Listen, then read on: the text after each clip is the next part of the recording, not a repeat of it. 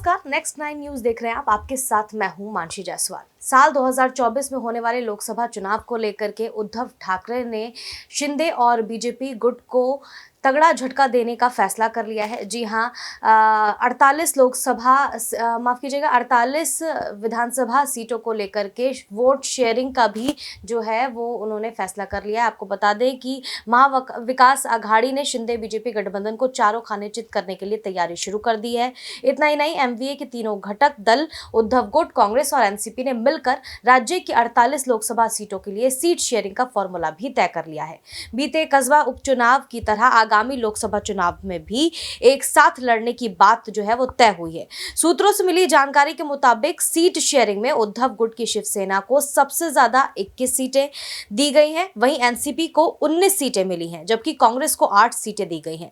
हालांकि ये फॉर्मूला अभी तक औपचारिक रूप से घोषित नहीं किया गया है, लेकिन कहा जा रहा है कि यह फॉर्मूला एमवीए की हालिया बैठक में तय हुआ है। तीनों दलों के एक साथ चुनाव लड़ने की वजह से शिंदे बीजेपी गठबंधन को कड़ी चुनौती मिल रही है। उपचुनाव में मिली सफलता के बाद महाविकास आघाड़ी के हौसले जो है वो पूरी तरीके से बुलंद हैं। मुंबई और उपनगर में लोकसभा की 6 सीटें हैं, जिसमें से 4 सीटें उद्धव गुट की शिवसेना को देने की बात सामने आई है।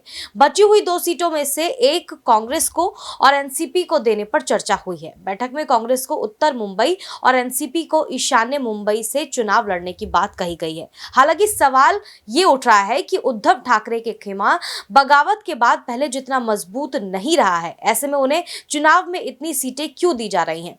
इस पर भी एक बड़ा सवाल बना हुआ है कि चुनाव में इतनी सीटें जो है शिवसेना को क्यों दी जा रही है। उसके पीछे की एक वजह है। दरअसल साल 2019 के लोकसभा चुनाव में एमवीए के घटक दलों में अविभाजित शिवसेना ने 18 सीटों पर जीत दर्ज की थी, वहीं एनसीपी के 4 और कांग्रेस को केवल 1 सीट पर जीत मिली थी।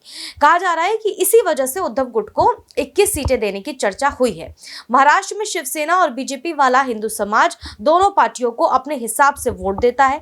ऐसे में हिंदुत्व के मुद्दे को ध्यान में रखते हुए भी शिवसेना को इतनी सीटें देने की बात सामने आई है।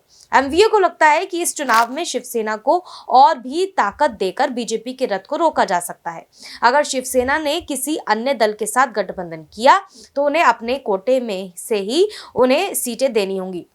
तो महाविकास आघाड़ी ने पूरी तरीके से ये जो तय कर लिया है कि शिंदे और बीजेपी गुट को अगर उखाड़ फेंकना है तो किस तरीके की रणनीति इख्तियार करनी है। साथ ही साल 2024 में होने वाले लोकसभा चुनाव को लेकर के भी उद्धव ठाकरे ने जो है वो तैयारियां शुरू कर दी हैं। अब देखना होगा कि किस तरीके की रणनीति आगे उद्धव ठाकरे गुट अपनाता है।